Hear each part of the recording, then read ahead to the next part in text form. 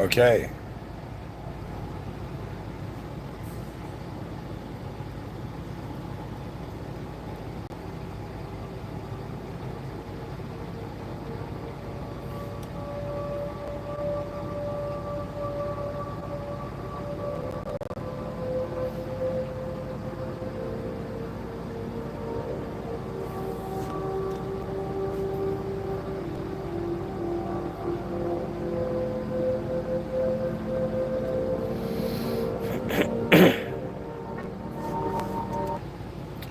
Bismillah ar-Rahman ar-Rahim, in the name of God, the most benevolent, the most merciful. Alhamdulillah Rabbil Alameen, all praise due to the Lord of the worlds. I want to begin by directly stating that this episode is about how far I have observed human nature and what fascinates me about it, and why I'm fascinated by the potential of such an activity. As a human being,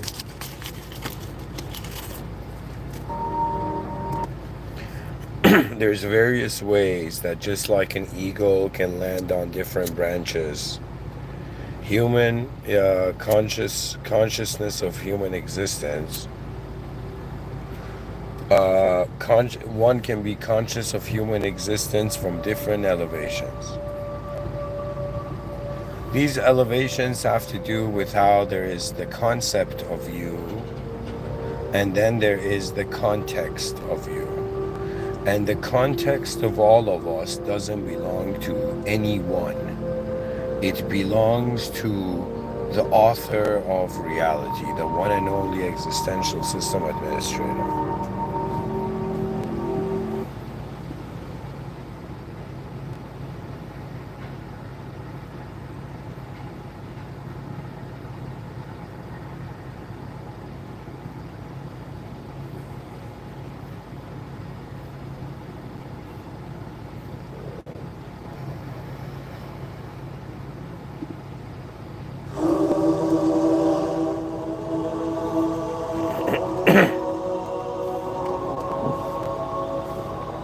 Okay, let me see if I can find something else.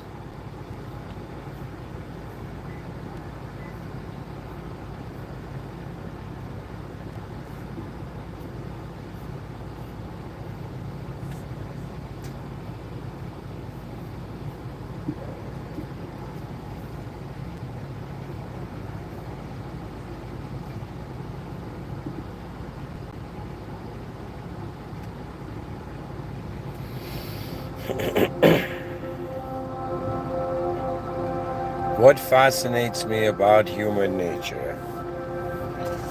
What, as a speaker, as a podcaster, as a lecturer,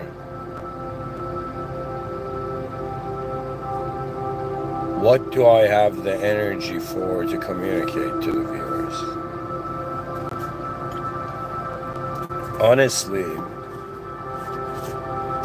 I have to find the perfect song. I think this is it. Let's try this.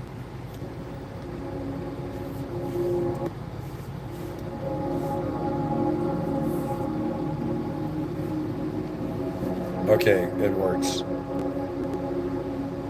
So, imagine I was a human being on Earth,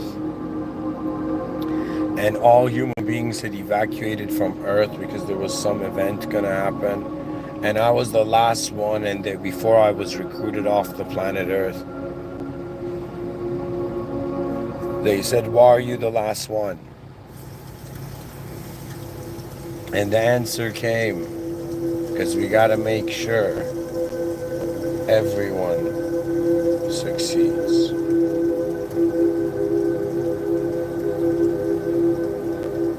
Humanity is an activity,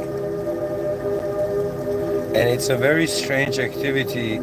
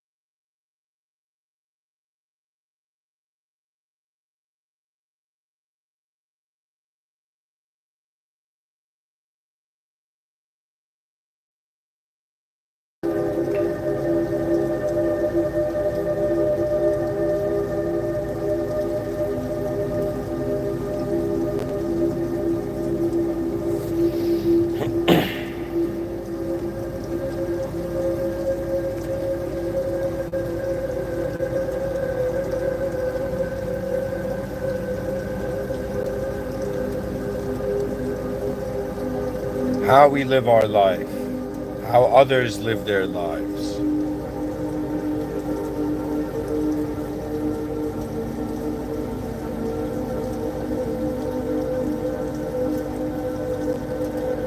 How human nature functions.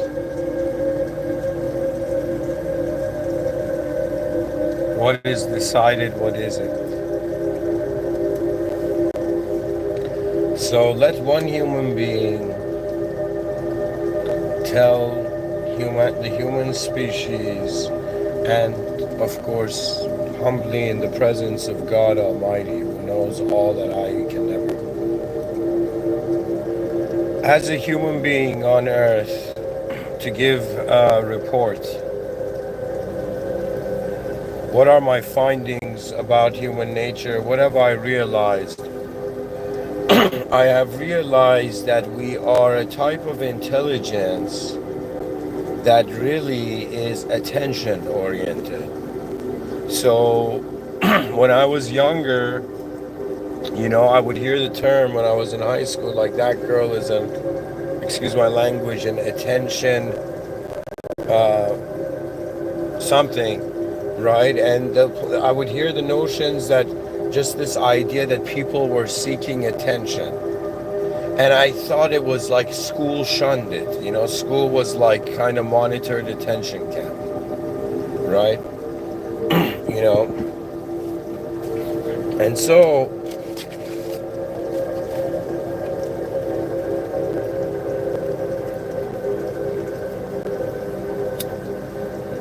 later on did I realize those girls were geniuses. Those people were geniuses. Reality is made in the intersecting of a point of meaning among it. So think of every person's eyesight like Cyclops from the X-Men being like this endless laser beam coming out, right?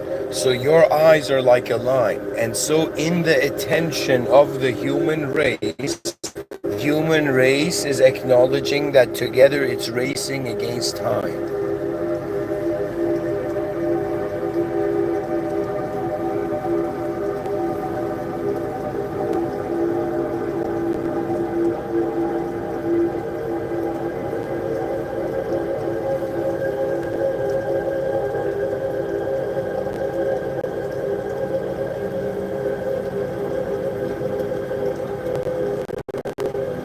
For me, I have observed human nature in the position I was born. I was born in 1991. I was born as a twin. I have only a twin brother. I was born in Iran and my family moved to Canada.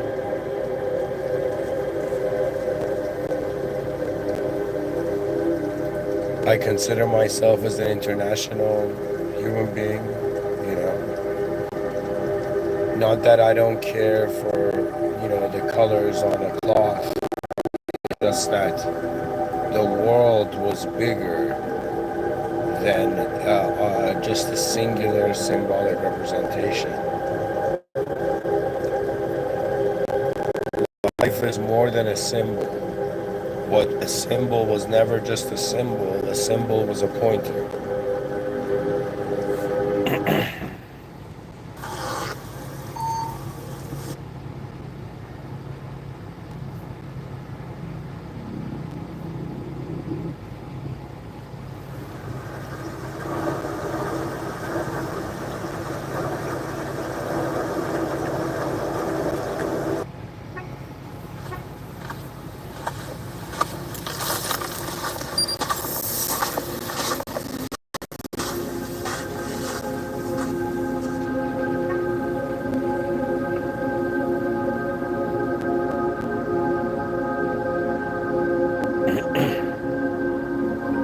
So,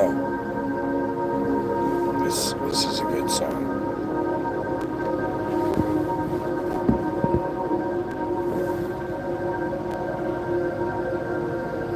I must begin by saying that we human beings, again, I'll continue, that we are creatures of attention. Where our attention goes, life is real to us, right? And because life has various dimensions that we don't see, even people, right? The concept of lies exists. The idea of a lie is that there's a deviation from truth, means it's a simulation. So human beings are not strangers to language. Human beings are not strangers to language.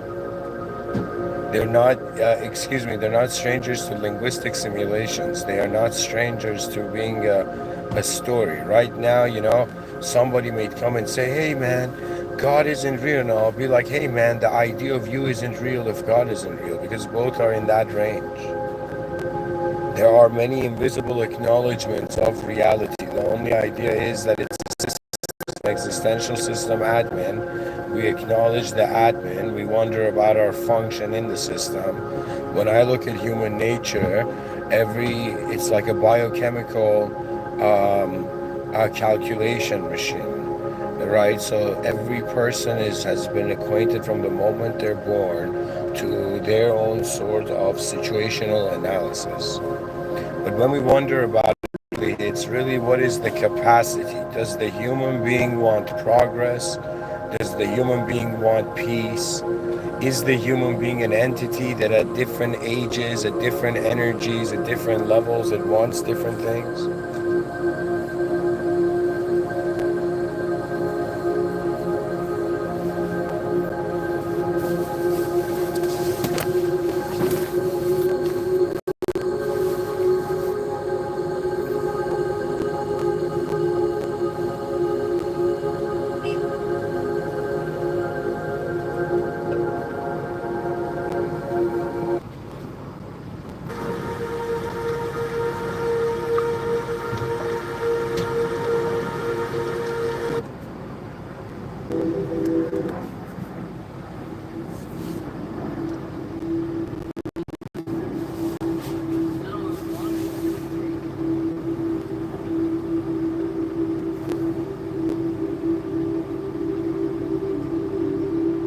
Everybody's inside a simulation of expectation. Everybody has, like when you open your eyes in this world, you're getting a value position. When I really look at what life is, it really has to do with the value of what our attention is on, right? And there is an opportunity cost to every decision we make. And so the older I've gotten, the more I see that it's as if like the energy of youth kind of projects on life that is far beyond the energy that can reach that. Not necessarily, I'm not saying this is how it is. I'm saying it seems to me that all human beings most of the time are engaged in energy maintenance activities. If we were to wonder about a human being in the optimal, that means the healthiest, like, we have to start thinking about life as if greatness was possible, how would it look like everywhere?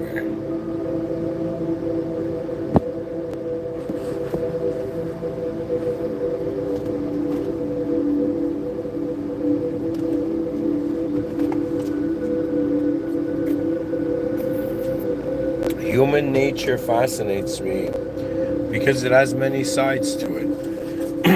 People can become animalistic, people can become vicious, people can become cruel. And when I was younger, my father would tell me to study business, and I was like, yo, let me figure out existence first. But in reality, it's all business because there is the interest of future continuation.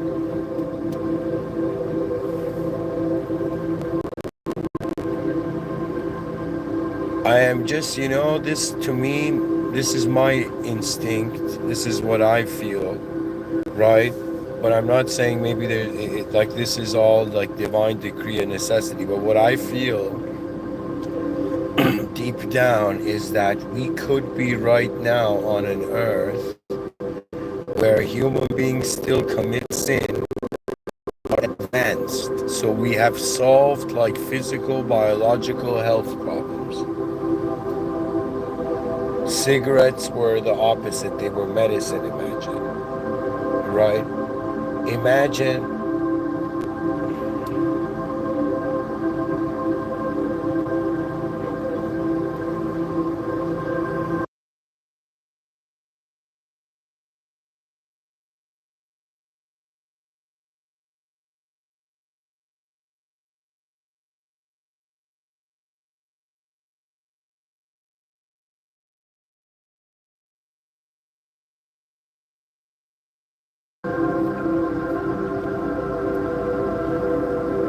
what fascinates me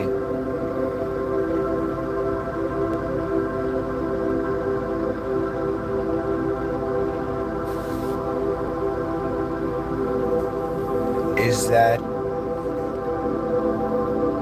sorry guys, something happened while I had it muted. My attention went outside the car for a moment.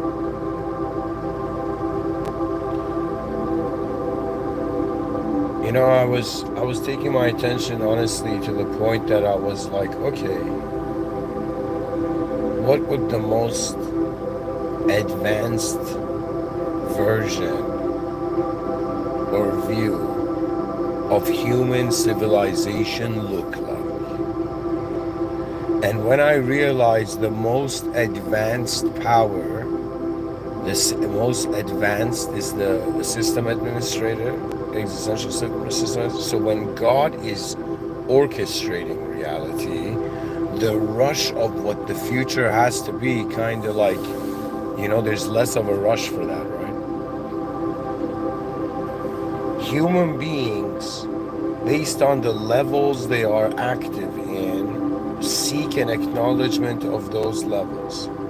This means that it's like the person's body. So we physically exist. We wonder about the value of our physical existence. We wonder about the function of our physical existence. When it comes to our mind, we wonder about the purpose of our mind, which is another way of saying what is your intelligence serving. So this has to do with where your attention has been the most, which means the reality you're familiar the most, which means a space where you can, move freely in. I've looked at, honestly, like in all these years of life at different human beings, even myself, and after some point I'm like, okay, just like that tree that's there, I'm here, but the difference is I can notice the administrator.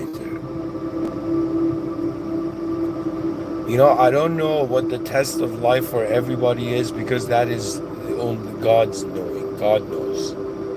But what I have a sense of is that every human being has been given access to an intelligence that can see levels to reality. And in the hierarchy of authorization of manifestation, it comes down to the conclusion of, was the room empty? And the answer is never.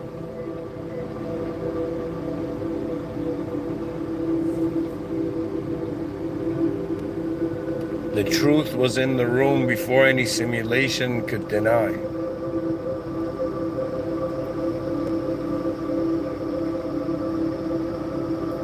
When I see human nature, I see energy. Like when I see a human being, I see energy.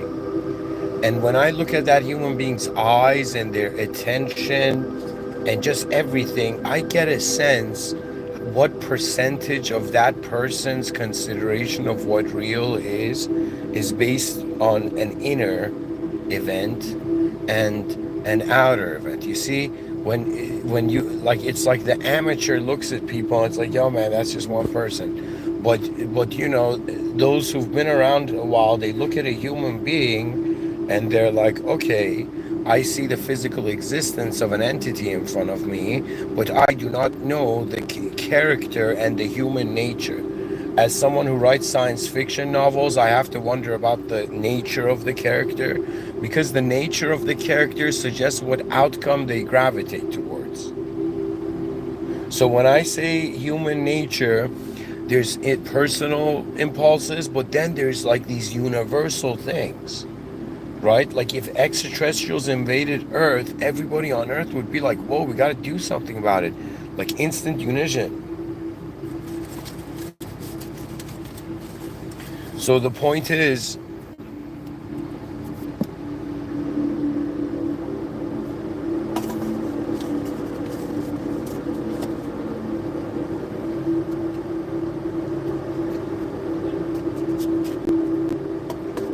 what fascinates me, it's an energy and how it is being directed, where it is being directed, and what it is satisfied with is, it blows my mind.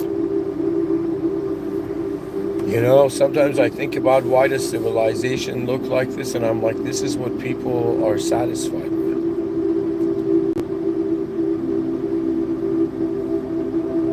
You know, everything needs to advance, but everything, how it advances, is under divine decree.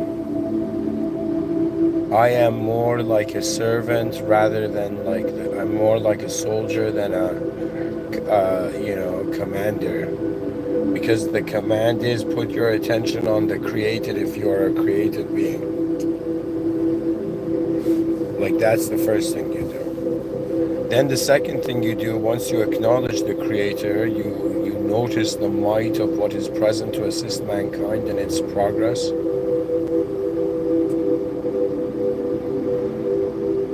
Once we connect to the original power source by acknowledging the presence of the creator that cannot be yourself, others, or anything in the world, that's the power of God, the uncreated causer.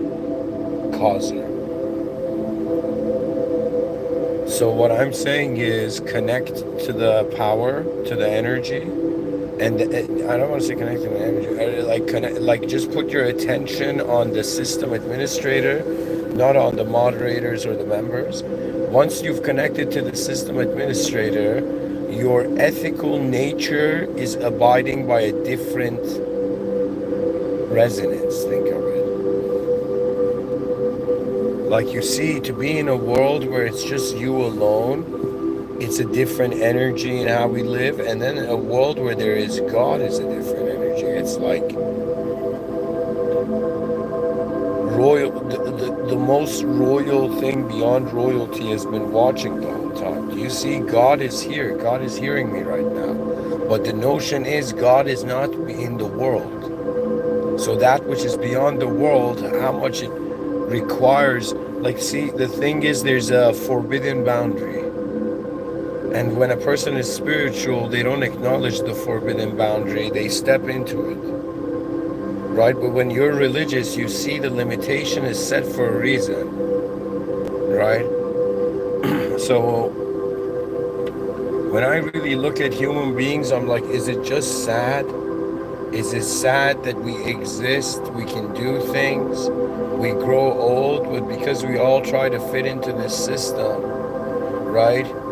You know, that has its own mind and course of action. It's as if human beings are being born and finding themselves in situations where they can't be themselves, but because we are creatures that grow from our challenges, it's just like the roots of a tree, we have found a way to root ourselves in the process of how life goes forth.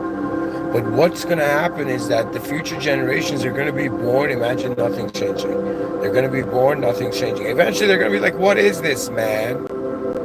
They're like, change this. And how we change it is by acknowledging we are united as created phenomena. That means this compassion extends far beyond like just human beings to animals. You know, it goes to even objects, anything that has been created that exists. You see, when your spiritual existence belongs to you, that's how you act. But when you're religious, existence doesn't belong to you.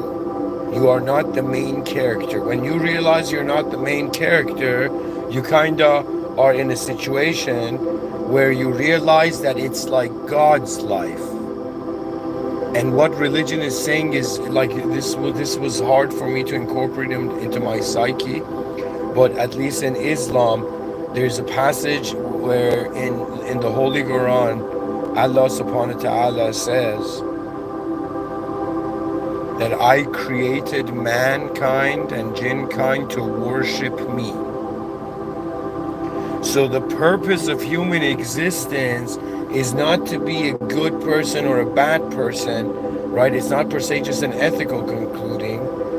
What it is that which acknowledges that the system administrator is here. I mean, imagine you opened your eyes and you're in like someone's house, you're in a friend's house, right? And you know, you open your eyes and you're like, where am I? Right? And you see your friend, right? And then you at some point you're like, okay, what am I doing in this world? So you seek the host of the world your attention has found itself in.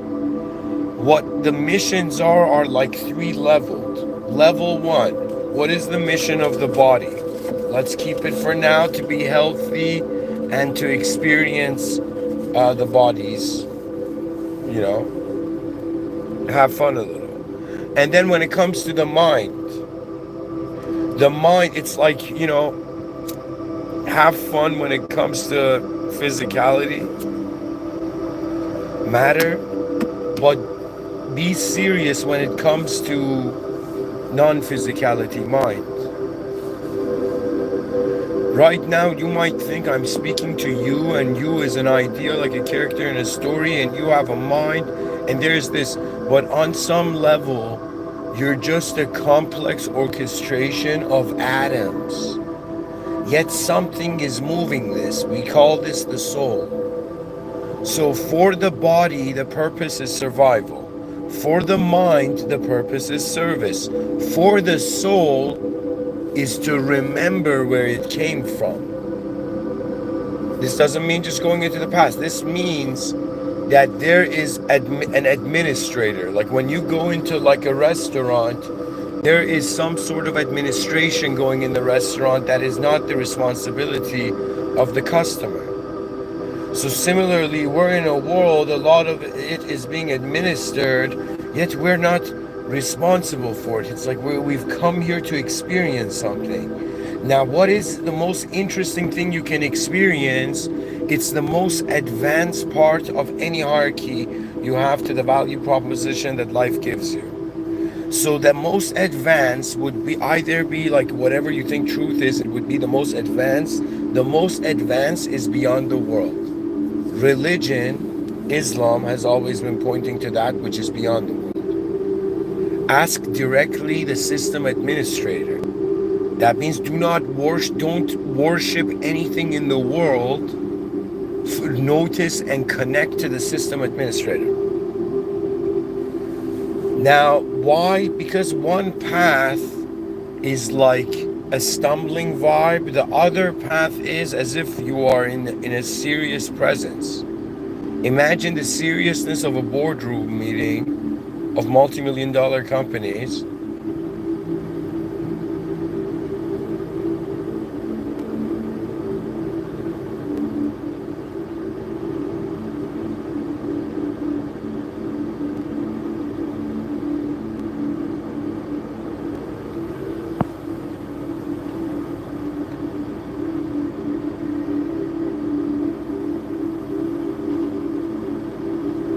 What fascinates me about the human nature, human species, humanity, is that in its fathoming capability,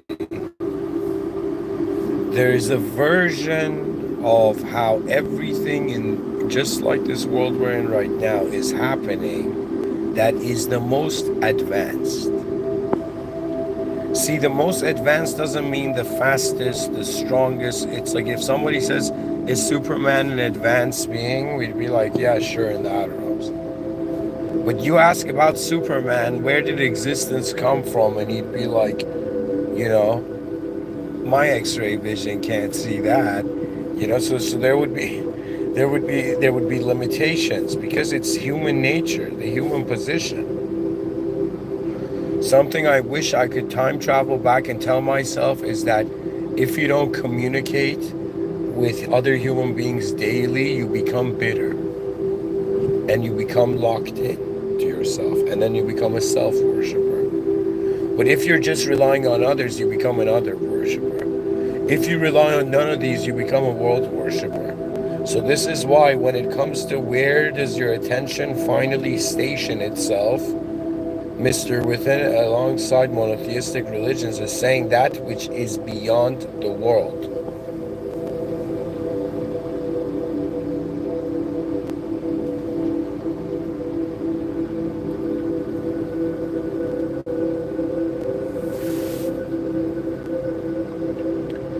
You know, it's just slow. Human existence is slow. I think the future generations will automatically just prefer, a collective digital realities. We've tasted information. The forbidden fruit was to know that reality is as big as it can be.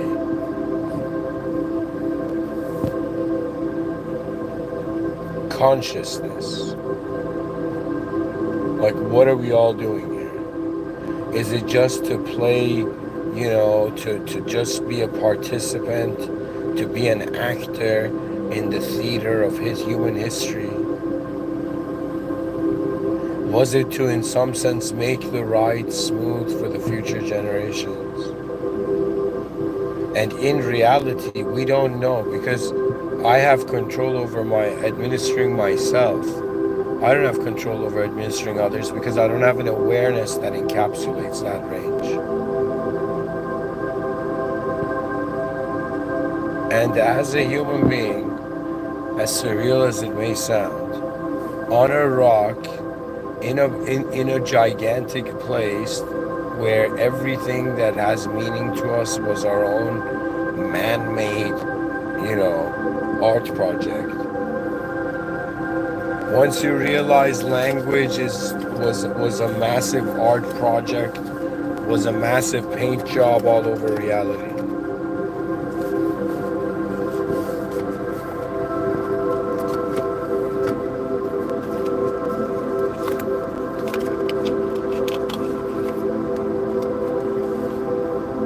Thank you for listening. I don't know what else to say.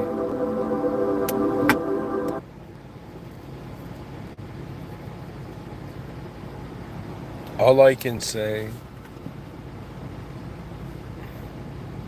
is, as one lives on this planet, they become acquainted with moments where they can see through the moment. And they can laugh as their mind sees all the different ways that moment could happen.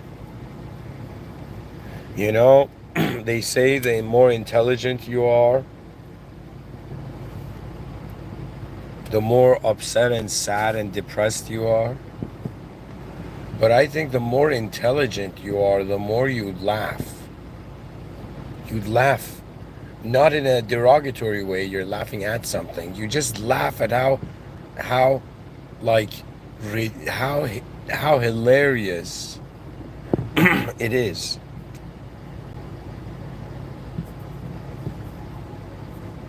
That our ancestors lived so we could be like, what the fuck is this?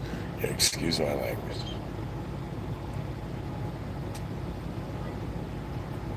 I'm starting to realize we need systems that connect human beings.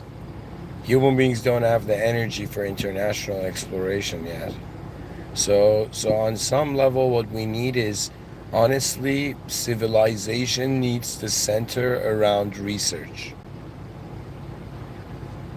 Yeah, I don't see another way. Civilization has to research. That means all instead of like there will come a day in the future where all most of national budget is just going to research and nobody's gonna be occupied with like nations are gonna stop fighting. They're just gonna realize they're just branches of the tree of the nation of humanity.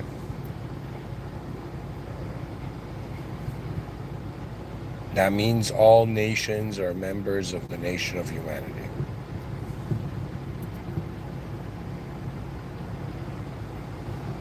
And honestly, like, I think everybody wants to be fascinated by the future. And to ensure we're fascinated by the future, we have to make sure the future generations experience high quality life in the sense of inner vision.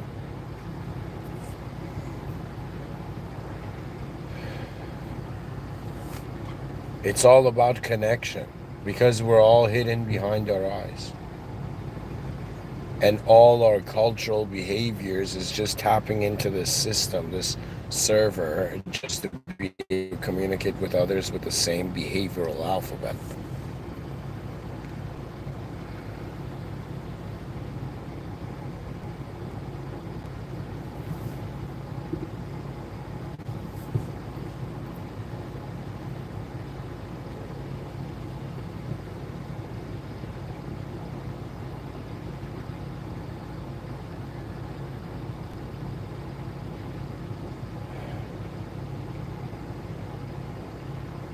All praise due to the Lord of the worlds. Alhamdulillah Rabbil Alamin. God knows what I, as a fragment of this existence, I can assume, but there's no point after some point. After a point, it's not about you.